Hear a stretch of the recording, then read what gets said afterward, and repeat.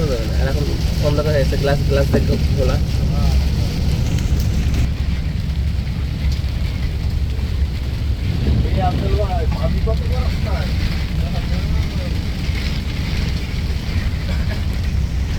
মক্কা মদিনার পথে যাওয়ার সময় অনেক বড় একটা ঝড় হচ্ছে এবং মেঘ, প্রচণ্ড বৃষ্টি হচ্ছে।